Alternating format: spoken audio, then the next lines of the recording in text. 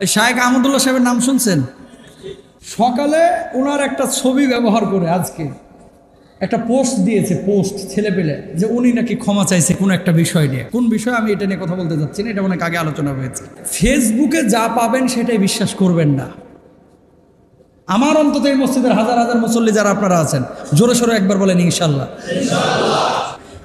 আসলে উনি ক্ষমাই চান নাই, এই বিষয়ে উনি কোনো পোস্টই করে নাই। কি করছে, ওনার ছবি নিছে, ওনার নামটাকে এডিটিং করছে, পরে বিশাল স্ট্যাটাস নিজের মতো ঢুকাইয়া দিয়া গোটা দেশের মধ্যে ছড়াইয়া দিয়েছে, বুঝছেন? তো এই জিনিসটাকে অনেকে আবার বুঝে হোক না বুঝে হোক শেয়ার করতেছে। সোশ্যাল মাধ্যমের কারণে, ফেসবুক, অনলাইন, টুইটার, এই সোশ্যাল মাধ্যমের কারণে আমাদের যুব সমাজ অনেক সময় কিন্তু ভুল মেসেজ পেয়ে যায়। এই যে কিছু একটা হইলেই দেখবেন এমনভাবে ছড়ায়া যায়, সব কিছু পজিটিভ হোক নেগেটিভ হোক, এই ছড়ায় যাওয়ার কারণে মানুষ বিভ্রান্ত হয়। মোহরানা, কাবিন, যৌতুক, এই সমস্ত জিনিসগুলো একেবারে একাকার করে ফেলাইছে। ফেসবুকে যা পাবেন এটাই বিশ্বাস করবেন। মিথ্যাবাদী হওয়ার জন্য সেটাই যথেষ্ট। কাফা বিল মারই কাযিবান আইয়ু হাদ্দিসা বিকুল্লি মা সামিআ।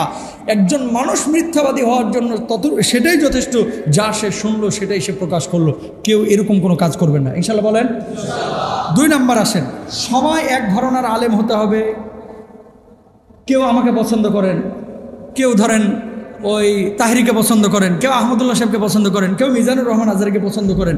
পছন্দের মানুষ এক একজনের এক একটা থাকতেই পারে, এটা আপনার নিজের অধিকার, আছে না নাই? জোরে বলেন। কিন্তু এই অধিকার করতে গিয়ে আপনি মিজানুর রহমান আজহারীকে তুচ্ছ তাচ্ছিল্য করবেন, আপনি তাকে পছন্দ করেন না দেখে, এটা কিন্তু উচিত না।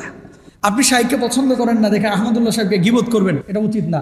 আপনি তাহেরিকে পছন্দ করেন না দেখে আরে টুপি লাগাইয়া তারপরে মাথা কাটিয়া ওখানে ড্যান্স দেওয়াবেন ইউটিউবে, ফেসবুকে, এটা কিন্তু গুনাহের কারণ। সে বিপরীত মতদর্শের হতে পারে, কিন্তু তার সম্মান আছে, আছে না নাই? জোরে বলেন। প্রত্যেকের কিন্তু আলাদা আলাদা সম্মান আছে।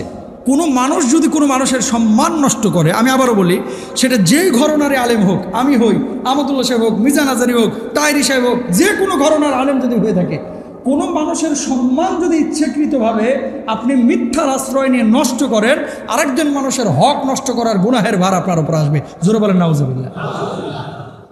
এই যে দেখেন, এই যে RTV গতকালকে নিউজ করছে, সুধা রানী হবেন হাদিসের প্রভাষক। একজন হিন্দু মহিলা, ওই যে শিক্ষক নিবন্ধন পরীক্ষা হলো না, তো কম্পিউটারে যে দোকানদাররা এই ফর্ম ফিল আপগুলো করে, ওখানে সিলেক্ট করে দিয়েছে হাদিস সুধা রানীর জন্য আর কি, মানে সাবজেক্ট কি? হাদিস। এখন সুধা রানী তো পড়ছে জেনারেল সাবজেক্টে, হয়তো বেচারা খেয়াল করে না। হিন্দু মানুষ কি কখনো হাদিস পড়াইতে পারবো? এখন পরীক্ষায় পাশ করে গেছে, এখন তার হয়ে চলে আসছে পাশ, যে এখন যদি এটা মানে শুধরানো না হয় আর তার যদি নিয়োগ হয়ে যায় সামনের স্টেপগুলোর পরে, তো হাদিস পড়াবে সুধা রানী। কাদেরকে? হাদিস কার বাণী? রাসূলের বাণী না, রাসূলের কথা, রাসূলের বাণী। ও কিভাবে জানবে? একটা জিনিস ভুল হয়ে গেছে, পোলাপান এটা নিয়ে এখন মনে করেন পুরা ছড়াই দিছে, যে সুধা রানী হবেন হাদিসের মুহাদ্দিস, হাদিসের প্রভাষক। নাউজুবিল্লাহ বলেন না। এই যে এই জিনিসগুলা তুচ্ছ তাচ্ছিল্য করেন না ভাই, জবাব দিতে হবে আল্লাহর কাছে।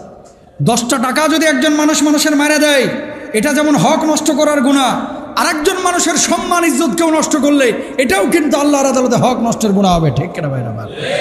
আর যেই জিনিস আপনি জানেন না সেটা নিয়ে কোনো কথা বলবেন না।